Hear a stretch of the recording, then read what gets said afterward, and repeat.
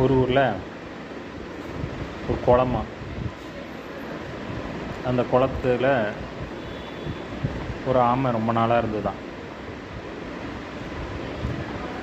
2 கொக்கு வந்து அப்பப்போ வந்து விசிட் பண்ணுமா இந்த குளத்துக்கு.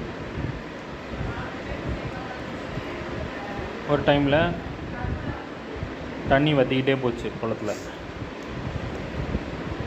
ஆமைக்கு என்ன பண்ணேன்னு தெரில. சரி, இந்த இடத்த விட்டு வேறு இடத்துக்கு போயிடலாம் அப்படின்னு நினச்சி கொக்குக்கிட்ட கேட்டுதான், என்னை வேறு இடத்துக்கு தூக்கி கொண்டு போய் விடு அப்படின்னு. கொக்கு சொல்லித்தான், நீ ரொம்ப வெயிட்டாக இருக்க, என்னால் உன்னை தூக்கிட்டு போக முடியாது அப்படின்னு சொல்லித்தான். அப்போ இன்னொரு கொக்குக்கிட்ட போயிட்டு, நீங்கள் 2 பேருமா சேர்ந்து என்னை தூக்கி கொண்டு போய் விடுங்க அப்படின்னு கன்வின்ஸ் பண்ணி 2 கொக்கையும் சம்மதிக்க வச்சிருச்சு. 2 கொக்கும் சரி ஓகே, என்ன ஐடியா பண்ணலாம் அப்படின்னு திங்க் பண்ணி ஒரு குச்சி எடுத்து ஒரு முனையை ஒரு கொக்கும் இன்னொரு முனையை இன்னொரு கொக்கும் பிடிச்சிக்கிச்சு. நடுவில் இருக்கிற பகுதியை ஆமை வாயால் கவிக்கிச்சு. சரி, இப்படி தான் நம்ம பறக்க போகிறோம் அப்படின்னு சொல்லிச்சு கொக்கு. இன்னொரு கொக்கு சொல்லிச்சு, எது பண்ணுவியோ உன் வாயை மட்டும் திறந்துடாத, வாயை திறக்காத இருக்க வரைக்கும் நீ சேஃபு அப்படின்னு சொல்லிச்சு.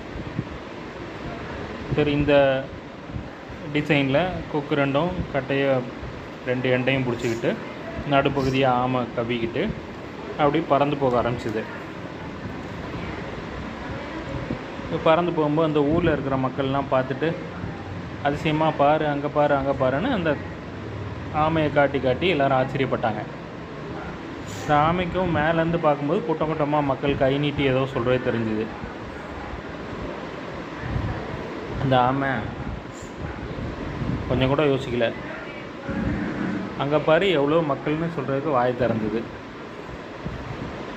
ஆமை சல்லுன்னு கட்டையிலேருந்து மிஸ் ஆகி கீழே பயங்கரமான வேகத்தில் தரையை நோக்கி போக ஆரம்பிச்சிது.